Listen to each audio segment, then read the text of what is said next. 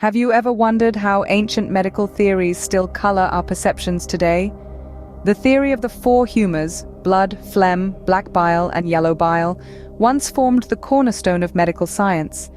This intriguing classification not only diagnosed physical ailments, but also sculpted personality profiles, suggesting that our temperaments could be a blend of these bodily fluids.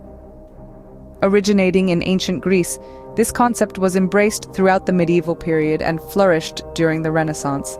It was during this vibrant era of exploration and art that these humors were intricately woven into the fabric of literature, providing a rich framework for character development. Fast forward to modern times, and the echoes of these ancient ideas are still heard in how we discuss personality types. Psychologists and social commentators often draw parallels between historical medical theories and contemporary behavioral frameworks. Now, as we turn the pages back to the Renaissance, let's examine how Ben Jonson ingeniously applies these classical theories to craft the vivid characters in his play, Every Man in His Humor. Let's dive into how these age-old concepts come to life in Every Man in His Humor. In the heart of Renaissance literature, Ben Jonson crafted characters that vividly embody the four humors. But before we dive into the peculiarities of each character, let's gain some perspective on the play itself, Every Man in His Humor. Written at the cusp of the 17th century, Jonson's work is a fascinating exploration of human psychology through the lens of humorism, a theory inherited from ancient Greek physicians. The play is set in London, a bustling urban backdrop that mirrors the complex interplay of characters Jonson masterfully depicts. Every Man in His Humor is a comedy, one that unfolds the narrative through a series of misunderstandings, witty exchanges, and strategic maneuvers, all driven by the characters' dominant humors. The humors, sanguine, choleric, melancholic, and phlegmatic, were believed to determine a person's temperament. Jonson, with a playwright's keen insight, uses these humors to craft characters whose traits amplify these ancient medical beliefs. At the heart of the story is Kitely, a man plagued by the choleric humor. His fiery temperament fuels a paranoia that his wife might be unfaithful, driving much of the play's conflict. Then there is downright Kitely's brother, who exemplifies the phlegmatic humor with his cool, calm, and collected demeanor, a stark contrast to Kitely's fiery nature.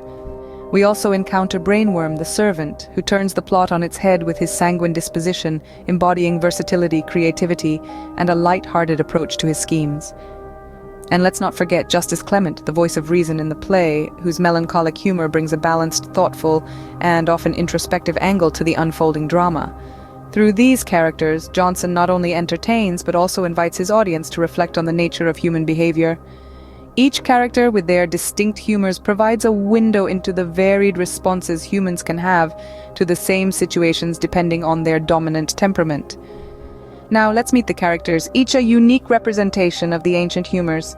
Meet Kitely, a man driven by yellow bile, or what we might call choler.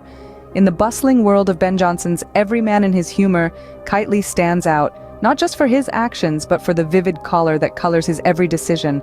This classical humor, associated with fire, typifies individuals who are ambitious, leaders, but also prone to a certain volatility and wrath.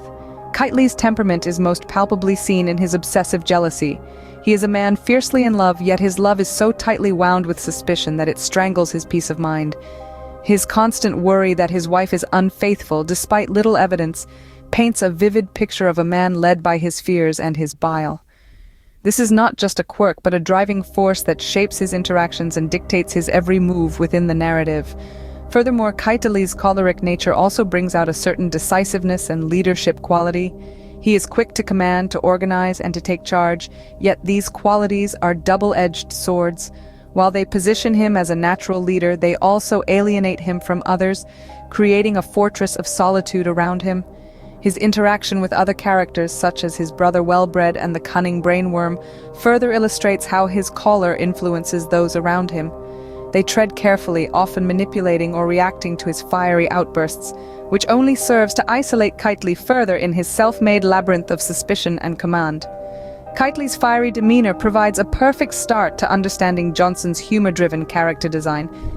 Through Kitely, Jonson not only explores the complexities of a choleric individual, but also invites us to reflect on how our temperaments can shape our perceptions and relationships. In this fiery character, we see a mirror to our own occasional irrationalities and the sometimes blazing trails they leave behind. Contrasting sharply with Kitely is his brother Downright, the embodiment of phlegm. In the bustling world of Ben Jonson's Every Man in His Humor, Downright stands as a stark counterpoint to the fiery temperaments that dominate the stage. His demeanor is calm, his reactions measured, and his presence almost soothing amidst the chaotic whirl of personalities. Delving into Downright's character, we see a man defined by his phlegmatic disposition. This temperament, rooted in the ancient theory of humors, suggests a personality governed by water, leading to a calm, unemotional, and stoic nature. Unlike his brother Kitely, who is often caught in the storm of his own suspicions and choler, Downright maintains a level of detachment that borders on indifference.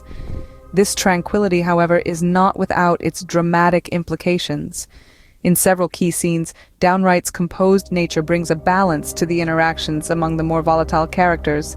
For instance, when tensions rise and voices elevate, it is often his cool-headed approach that diffuses potential conflicts.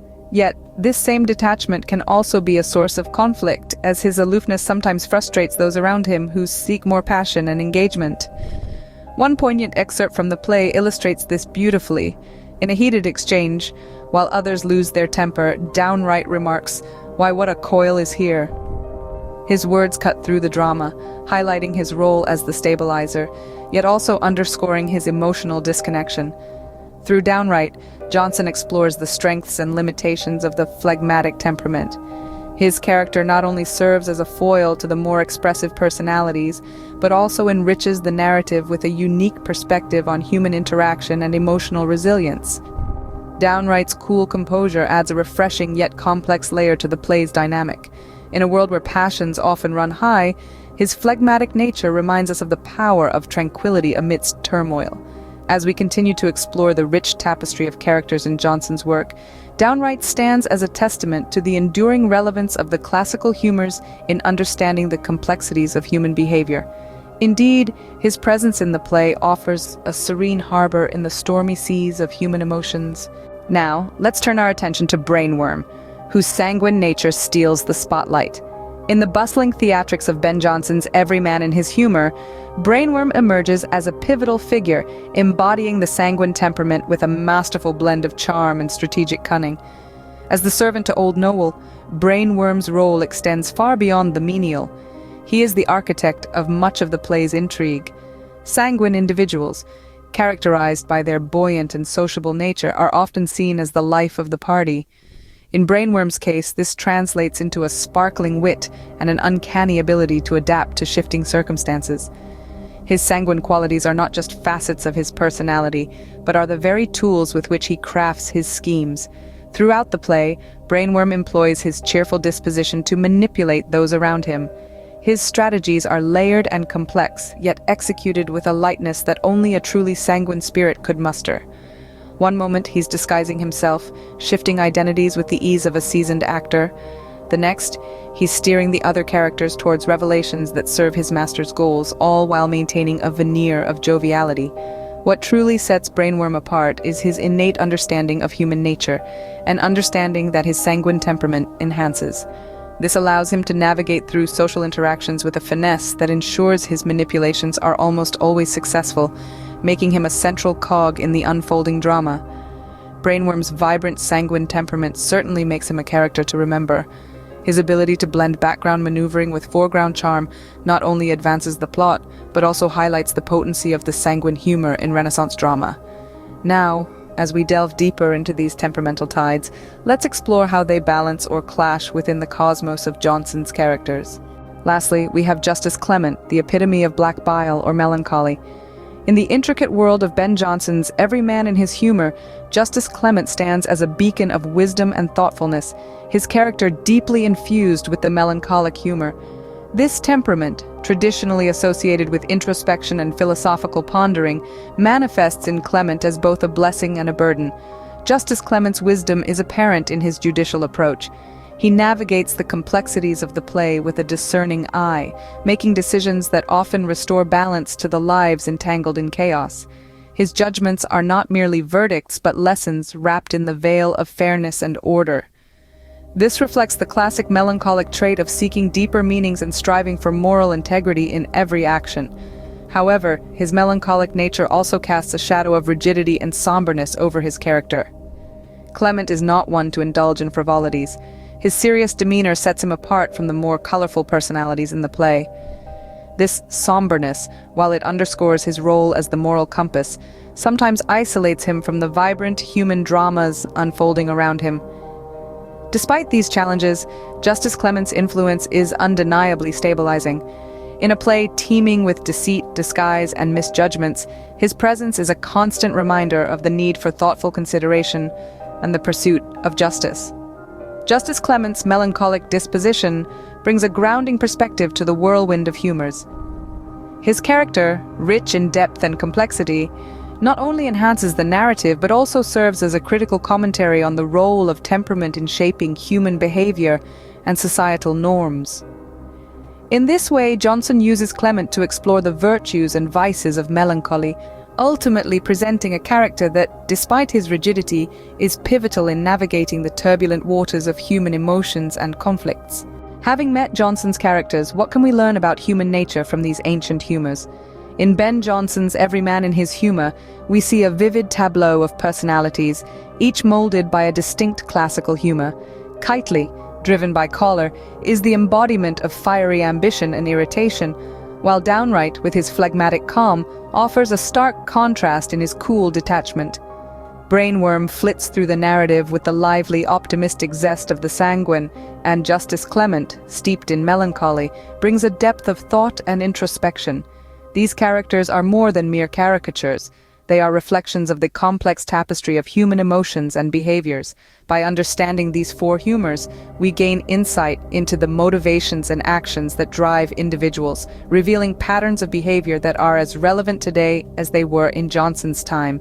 As we delve into these characters, we discover that each humor offers a lens through which to view our own responses and interactions. The humors do not just explain historical figures, they help us understand ourselves.